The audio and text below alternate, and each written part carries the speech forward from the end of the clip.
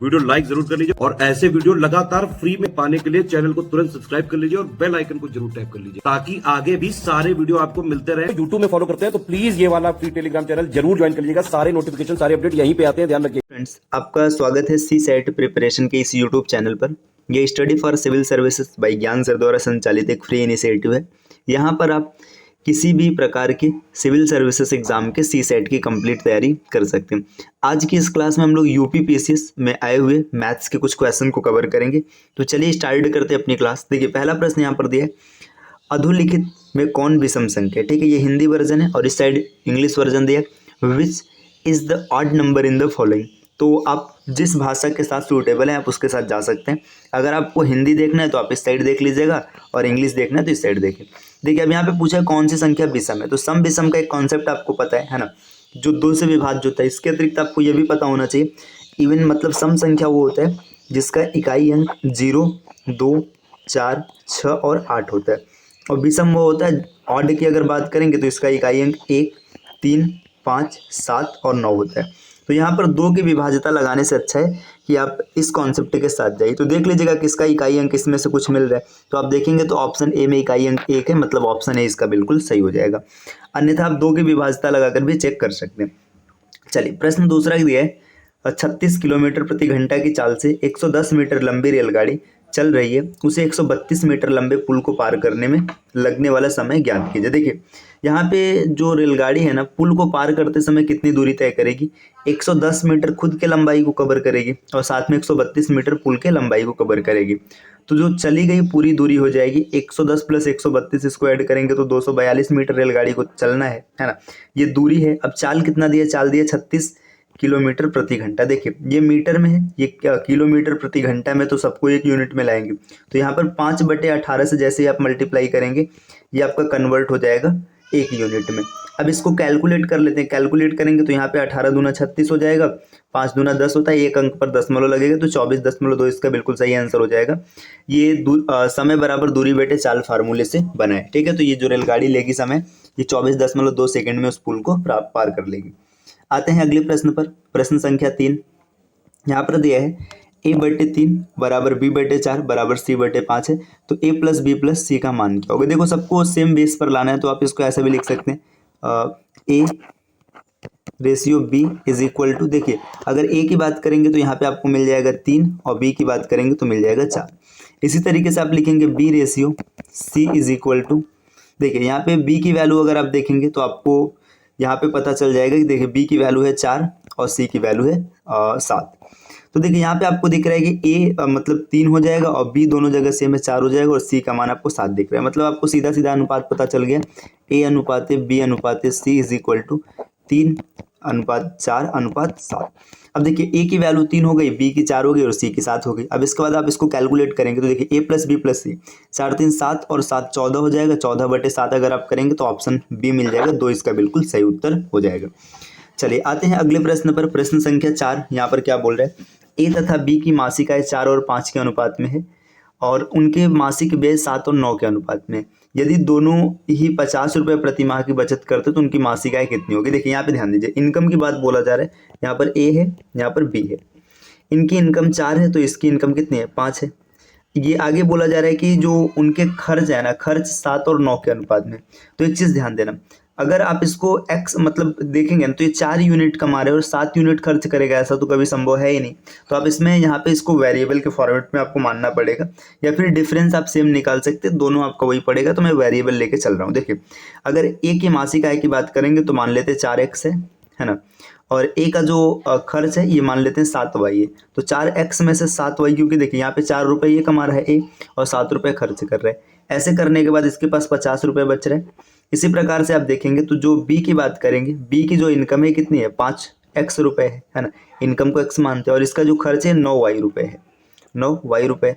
और ये करने के बाद भी इसके पास 50 रुपये बच रहा है। अब इसके बाद क्या करना है, इस इक्वेशन को हल करना है। तो इस इक्वेशन को हल करने के लिए हमें क्या करना पड़ेगा, किसी एक नंबर को विलोपित करने के लिए बराबर करना पड़ेगा। तो चलिए हाल फिलहाल हम y को विलोपित करते हैं। आप चाहे तो x को भी कर सकते हैं, इससे कोई फर्क नहीं पड़ेगा। अगर आप y को विलोपित करने जाएंगे तो y को बराबर करना होगा। तो देखिए ऊपर 9 से गुणा करेंगे, 9 चौका 36x है ना। और विलोप देखो ये 36x हो जाएगा, विलोपित करने का मतलब है कि ये मतलब ये y बराबर हो जाएगा, तो y को मैं डायरेक्ट नहीं लिखता हूँ, है ना, इज इक्वल टू 9 से मल्टीप्लाई करेंगे 50 का तो 450, ठीक। इसके बाद देखिए 7 से नीचे मल्टीप्लाई करेंगे तो 7 पचे 35x, है ना, और बराबर यहाँ पे देखिए इसको सेट करेंगे तो आपको मिल जाएगा 350। अब ये देखिए ये माइनस, ये साइन दोनों माइनस है तो इसका मतलब घटाना किया गया होगा, तो यहाँ पे मिल जाएगा x बराबर 100 रुपये। x बराबर 100 रुपये हो गया, तो इनकम किसका पूछा है, b का इनकम पूछा है। देखिए b 4x कमा रहा है, x का मान 100 आ गया, तो b की जो इनकम हो जाएगी कितनी हो जाएगी 400 रुपये। बाकी अगर सॉरी e की इनकम हो जाएगी 400 रुपये, अगर b की इनकम पूछा होता तो आप 500 रुपये पर टिक कर लेते। चलिए बढ़ते हैं अगले प्रश्न की ओर। अगला प्रश्न आपके सामने क्या है, नेक्स्ट यहाँ पर एक क्वेश्चन दिया गया कि आपके पास दो संख्याएं, ठीक है, दो संख्याएं 5 और 6 के अनुपात में, यदि दोनों में से 8 घटा दिया जाए तो 4 और 5 के अनुपात में आ जाती है, तो संख्याएं क्या होंगी।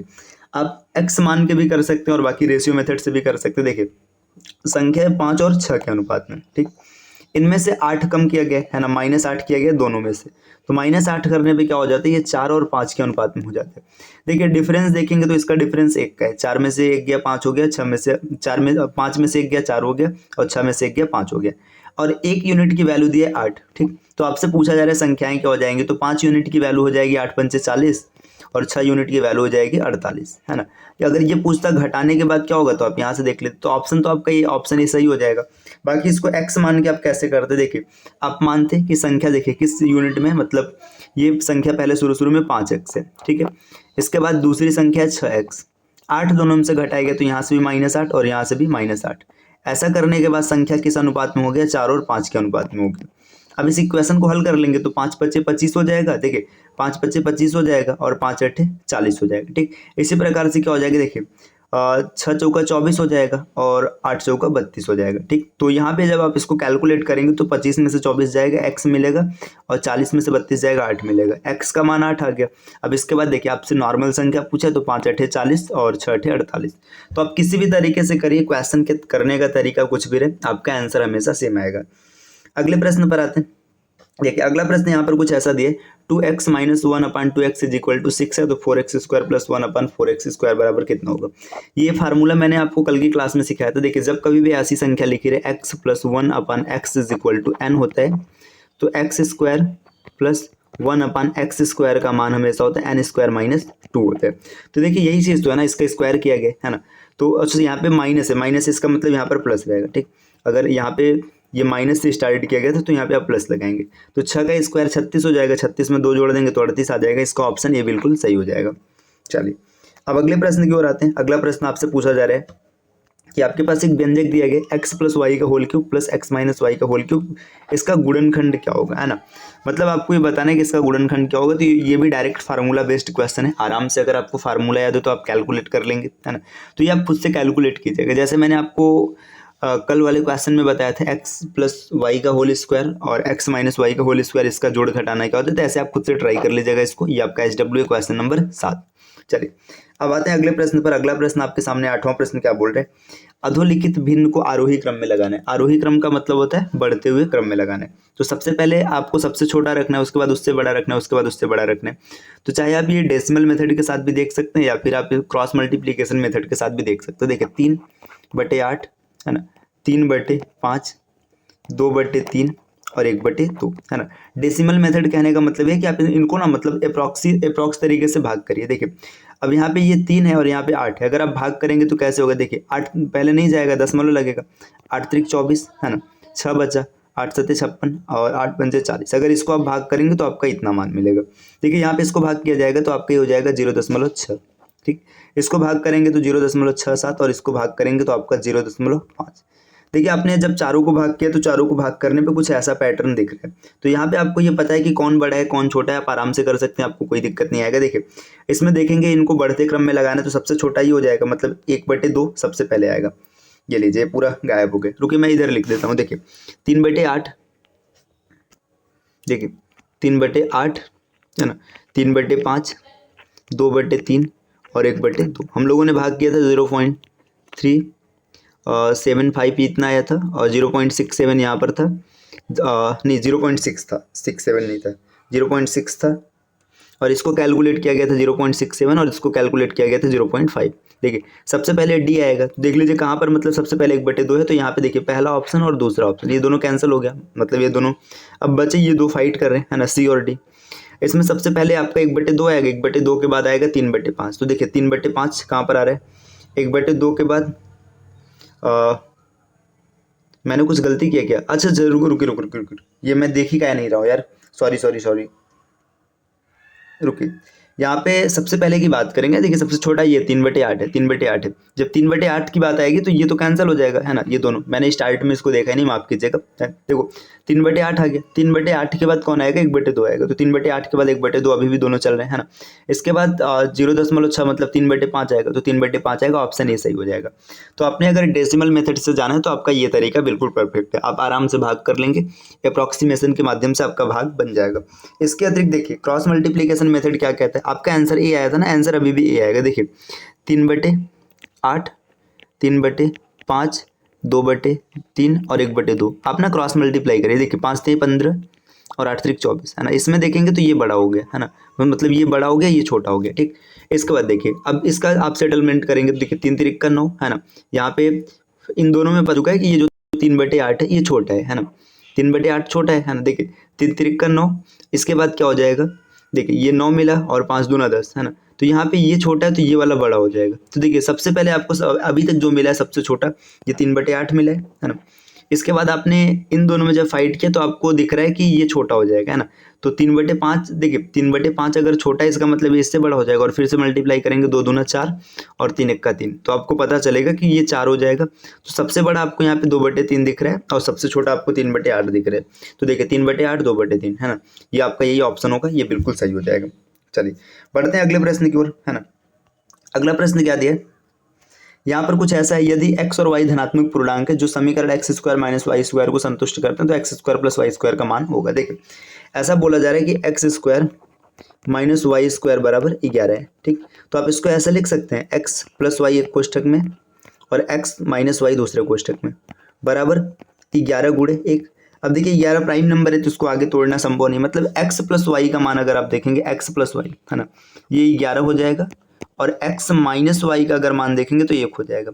अब इसको जब कैलकुलेट करेंगे ना तो यहाँ से x का मान आपको 6 मिल जाएगा और y का मान आपको 5 मिल जाएगा, ठीक। देखिए इसको कैलकुलेट करेंगे तो x बराबर आपको मिलेगा 6, यहाँ मैं साइड में लिख रहा हूँ, और y बराबर मिलेगा 5, है ना। तो इसका स्क्वायर करना है, तो इसका स्क्वायर 36 हो गया और 5 का स्क्वायर 25 हो गया, 6 5 11 और यहाँ पे 3 2 1 6, ठीक है। तो 61 इसका बिल्कुल सही आंसर हो जाएगा, ऑप्शन नंबर सी।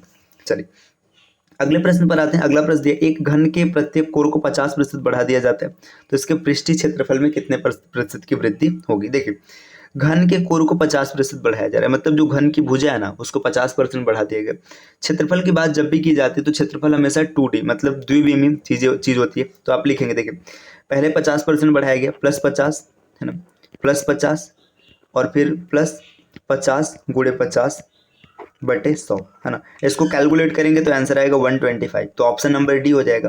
बाकी इसके अलावा आप ऐसे भी कर सकते हैं, देखिए पहले देखिए 50% बढ़ाया जा रहा है, मतलब 2 से 3 कर दिया गया, फिर 2 से 3 कर दिया गया। देखिए 4 था, 4 से यहाँ पे 9 हो गया, कितना बढ़ा है, 5 बढ़ा है। कैलकुलेट करेंगे तो 125% ही आएगा, आंसर पर कोई विशेष फर्क नहीं पड़ेगा। चलिए अब अगले प्रश्न पर आते हैं। नेक्स्ट यहाँ पर आपके सामने अगला प्रश्न क्या दिया है, देखिए अगला प्रश्न आपके सामने कुछ ऐसा है, किसी त्रिभुज ABC में AB बराबर 9 सेंटीमीटर है ना, AB बराबर है 9 सेंटीमीटर और BC बराबर है 40 सेंटीमीटर और AC बराबर है 41 सेंटीमीटर, तो त्रिभुज होगा। देखिए जब कभी भी ऐसे प्रश्न आते हैं ना तो आपको याद रखना है कि जो त्रिभुज की सबसे बड़ी भुजा है ना उसी से कहानी निकलेगी। तो आप देखेंगे सबसे बड़ी भुजा 41 दिख रहा है। अगर जो लार्जेस्ट है ना, लार्जेस्ट है इसका स्क्वायर दोनों स्मॉलेस्ट के सम के अगर बराबर है ना, स्मॉलेस्ट स्क्वायर के सम के बराबर हो जाए तो ये त्रिभुज हमेशा समकोण होगा, है ना। अगर इससे मतलब देखिए ये लार्जेस्ट वाला छोटा आ रहा है तो न्यून कोण होगा और बड़ा आ रहा है तो अधिक कोण होगा। तो इसको कैलकुलेट कर लेते हैं। देखिए 41 का स्क्वायर लार्जेस्ट है ना, और यहाँ पे आप बराबर का साइन लगाते हैं अभी के लिए, 9 का स्क्वायर और +40 का स्क्वायर। तो देखिए आप अगर ध्यान से देखेंगे तो ये 1681 हो जाएगा, है ना, बराबर 81 और +1600। तो आप देखेंगे ये क्या हो रहा है कि लेफ्ट एंड राइट बराबर आ रहा है। बराबर आने का मतलब ये हो जाएगा ना कि समकोण त्रिभुज हो जाएगा, राइट एंगल ट्रायंगल हो जाएगा। आराम से आप इसको कैलकुलेट कर सकते हैं। बाकी यहाँ पे आप देख रहे थे कि ये ट्रिपलेट बन रहा था, ट्रिपलेट वहीं पर बनता है जहाँ पे समकोण त्रिभुज होता है। चलिए बढ़ते हैं अगले प्रश्न पर। अगला प्रश्न नेक्स्ट क्या बोला जा रहा है, आपसे पूछा जा रहा है कि निम्न प्रेक्षण, यहाँ पे कुछ एक्सपेरिमेंट दिया गया और आपसे बोला जा रहा है कि इन ऑब्जर्वेशन को, ये जो एक्सपेरिमेंट रखा गया इनकी मध्य क्या होगी। तो सबसे पहले इनको अरेंज करिए भाई इंक्रीजिंग ऑर्डर में, है ना। तो देखिए इंक्रीजिंग ऑर्डर में अरेंज करेंगे तो सबसे पहले 25 आएगा, 25 के बाद 31 आएगा, 31 के बाद आपका आ जाएगा 32, 32 के बाद 37 और 37 के बाद 39, है ना। और आगे अगर बढ़ेंगे 39 के बाद आपको दिख रहा है 42, 43, है ना, 42, 43, 43 और 46, है ना। इतनी चीज़ें आपको यहाँ पर दिख रही। देखिए अब इसके बाद ना आप इसको काउंट करें। देखिए ये ऑड है, ऑड होने का मतलब क्या, n+1/2, है ना, जो पद आएगा वही होगा। तो यहाँ पे आप देखेंगे 4 इधर से छूट जाएगा, 4 इधर से, पाँचवां 39 दिख रहा था। ये मतलब बोर्ड जब ज़्यादा साइड में टच होता है तो यहाँ से चीज़ें मिट जाती है ना। तो ऑप्शन नंबर सी इसका बिल्कुल सही हो जाएगा। तो आराम से आप इसको कर लेंगे, ऑप्शन सी इसका सही हो जाएगा। चलिए बढ़ते हैं अगले प्रश्न की ओर, है ना।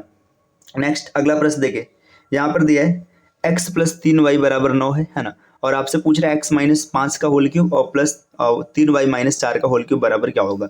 देखिए जब कभी भी ऐसे डबल वेरिएबल के क्वेश्चन होते हैं तो यहाँ पे ना आपको क्या करना होता है, हिट एंड ट्रायल से इनकी वैल्यू माननी पड़ती है ना।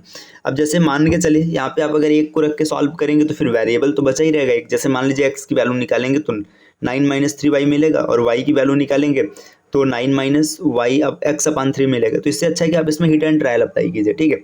चलिए इसको सेटिस्फाइड करते। देखिए अगर हम x = 1 मान ले, है ना, x = 1 मान लीजिए तो सॉरी यहाँ पे y बराबर पहले 1 मानते हैं, x नहीं, ठीक है। अगर हम y = 1 मान ले, है ना, तो इस इक्वेशन को सेटिस्फाइड करने के लिए x का मान आपको 6 मिल जाएगा, है ना। इस वैल्यू से आप चेक करके देखिए y का मान, देखिए x का मान 6 रखेंगे, 6 में से 5 जाएगा, 1 बचेगा, 1 का क्यूब मतलब 1 हो जाएगा। प्लस देखिए यहाँ पे y का मान कितना है, y का मान आप अगर देखेंगे तो y का मान आपको 1 दिख रहा है तो 3 और फिर -1 का होल क्यूब अगर करेंगे तो आपको मिलेगा -1। तो 1 - 1 = 0, है ना। ये सही हो गया। बाकी और भी अगर आपको आगे चेक करना है तो चेक कर लीजिए। देखिए आपने हिट एंड ट्रायल से अभी ना ऐसा कीजिए कि y का मान 2 मान लीजिए। अगर y का मान 2 मानेंगे तो 2 दूना 4 हो जाएगा, देखिए 3 दूना 6 हो जाएगा। तो x का मान आपको 3 मिलेगा। यहाँ पर भी हिट एंड ट्रायल आप लगाइए। देखिए x की वैल्यू आप 3 रखेंगे तो 3 में से जब 5 को घटाएंगे -2 का होल क्यूब -8 आ जाएगा, है ना। और फिर प्लस 3 दूना 6 में से 4 गया तो 2 बच गया, 8 आ गया। इसको भी कैलकुलेट करेंगे तो 0 आएगा। मतलब हिट एंड ट्रायल से अगर आप इसको कैलकुलेट करेंगे तो आपका आंसर 0 आपको मिलेगा, ठीक। चलिए अगले प्रश्न पर आते हैं। नेक्स्ट देखिए अगला प्रश्न क्या दिया है, यहाँ पर ना आपको आरोही क्रम में व्यवस्थित करना है। तो आप इसको ना एक बार ट्राई कीजिएगा। यहाँ पे इसकी वैल्यू जैसे 1.414 होता है, इस तरीके से इनकी वैल्यू निकाल के आप ट्राई करना और चेक कीजिएगा कि आपका कौन सा आंसर सही बनता है। अगले प्रश्न पर आते हैं। अगला प्रश्न आपके सामने कुछ ये रहा, है ना। देखिए क्वेश्चन क्या बोल रहे हैं कि कोई व्यक्ति 20 रुपये में 25 की दर से सेब खरीदता है तथा उन्हें 25 रुपये में 20 की दर से बेचता है। देखिए वो आदमी ने क्या किया, 20 रुपये में 25 की दर से खरीदा, मतलब 25 सेब खरीदा है 20 रुपये में, है ना। यहाँ पर पैसे की बात हो रही। फिर आगे क्या बोला जा रहा है, आगे ये बोला जा रहा है कि आदमी बेच रहा है 20 सेब और पैसा कितना ले रहा है, 25 रुपये। देखिए एक चीज़ ध्यान देना, वो जितना सेब खरीदेगा उतना ही बेच पाएगा। तो आप क्या कीजिए ना, ये जो सेबों की संख्या है इसको बराबर कर दीजिए। अब चाहे किसी भी तरीके से आप बराबर कर सकते हैं। तो बराबर करने के लिए ना हम यहाँ पे देखिए इसमें सेब को 100 बना लेते हैं। 100 बनाने के लिए यहाँ पे 4 से मल्टीप्लाई करेंगे और यहाँ पर 5 से मल्टीप्लाई करेंगे। तो आपको पता चलेगा कि आदमी ने 100 सेब खरीदा था 20 चौका 80 रुपये में, ठीक। और आदमी ने 100 सेब बेचा है 25 पंचे 125 रुपये में। तो आपको पता चल रहा है कि देखिए आदमी ने 80 रुपये का सेब खरीदा था और 125 रुपये का बेचा, मतलब 45 रुपये का इसको फायदा हुआ, है ना। और कितने रुपए पे, 125 रुपये, सॉरी 45 रुपये का फायदा हुआ। कितने रुपए पे फायदा हुआ, 80 रुपये पर, क्योंकि इसने लगाया तो 80 रुपये, है ना। 80 रुपये पर और परसेंट निकालने के लिए गुणे 100 करेंगे। जैसे 100 करेंगे तो आपको पता चलेगा 45 गुणे 5 और बटे में 4, है ना। अब 45 देखिए यहाँ पे इसको काटेंगे तो 11 चौका 44 हो जाएगा, है ना। 0.25 और गुणे 5 इसको मल्टीप्लाई कराएंगे तो आपको पता चलेगा 56.25। ऑप्शन नंबर डी इसका बिल्कुल सही हो जाएगा। वैसे भी 55 से ज़्यादा दिख रहा है तो 55 से ज़्यादा खाली एक ही ऑप्शन है तो वही सही हो जाएगा, आगे चेक करने की जरूरत ही नहीं है। चलिए अब और आगे बढ़ते हैं। अगला क्वेश्चन क्या देखिए, अगला प्रश्न ये, एक निश्चित राशि चक्रवृद्धि ब्याज से अपने की 3 गुनी हो जाती है, कितने वर्षों बाद यह राशि 9 गुनी हो जाएगी। यहाँ पे समय एक निश्चित राशि में 3 गुनी हो जाती है, इधर देखिएगा। और मतलब उस समय मतलब यहाँ पे देखिए 3 ईयर्स में हो रहा है ना, यहाँ पे टाइम मिसिंग है तो ये इसको थोड़ा सा ध्यान दीजिएगा। चक्रवृद्धि तो मतलब ये 3 वर्षों में 3 गुनी होती है। देखिए 3 वर्षों में 3 गुनी होती है तो कितने वर्षों में 9 गुनी हो जाएगी, 6 वर्षों में 9 गुनी हो जाएगी। जब CI होता है तो डायरेक्ट मल्टीप्लीकेशन चलता है, ये आगे आपको सिखा दिया जाएगा। अगले प्रश्न पर देखिए, यहाँ पे आपके सामने बोला है कि आपको क्या करना है, इस पे विचार करना है। देखिए क्या दिया है, x cube plus x is 2x² plus 3x plus 8 का एक गुणनखंड ये है ना। देखिए गुणनखंड चेक करने का तरीका पता है क्या है, देखिए x प्लस 3 अगर इसका गुणनखंड है ना, तो x बराबर, देखिए 3 को इधर भेजेंगे -3, x बराबर -3 रखने पे इक्वेशन 0 हो जाएगा। तो चलिए चेक कर लेते हैं। देखिए x का अगर -3 रखेंगे तो पहले में हो जाएगा -27 है ना, फिर प्लस देखिए यहाँ पे 3 तिरिक का 9 दूना 18, फिर -3 तिरिक का 9 और प्लस 8। अगर आप इसको चेक करेंगे, देखिए 18 8 कितना हो जाएगा, 26 हो जाएगा। अब यहाँ पे 27 और 9 36 होता है, तो पहला तो गलत हो जाएगा, पहला फॉलो नहीं करेगा, इसका गुणनखंड नहीं है। अब दूसरे को चेक करते हैं, x बराबर 2 रखने पर है ना, x बराबर देखिए जैसे ही आप 2 रखेंगे ना, तो ये प्लस में आ रहा है, तो ये पूरा का पूरा प्लस में आएगा, तो कोई भी इसमें फॉलो नहीं करेगा। ऑप्शन नंबर अगर आप यहाँ पे देखेंगे तो आपका डी हो जाएगा, नाइदर नॉर, इसका बिल्कुल सही हो जाएगा। चलिए अगले प्रश्न पर आते हैं। अगला प्रश्न आपके सामने क्या है, यहाँ पे क्वेश्चन दिया है कि इसका सरलतम रूप क्या होगा, तो आप इसको कैलकुलेट कर सकते हैं आसानी से। ये फार्मूला रखना है, देखिए a² - b² a³ - b³, इसको कैलकुलेट कीजिएगा, आपको आंसर मिल जाएगा। अगला प्रश्न देखिए 20वां, और ये आज की क्लास का अंतिम प्रश्न है, इसके बाद हम लोग अगले क्लास में देखेंगे। देखिए दिया है समीकरण 9x² - rx + 81 के मूल समान है, तो r की वैल्यू बताओ। देखिए मूल समान क्या कब होता है, जब विविक्त कर का फार्मूला अप्लाई होता है ना। देखिए b² - 4ac बराबर 0, इस कंडीशन में मूल समान होते हैं।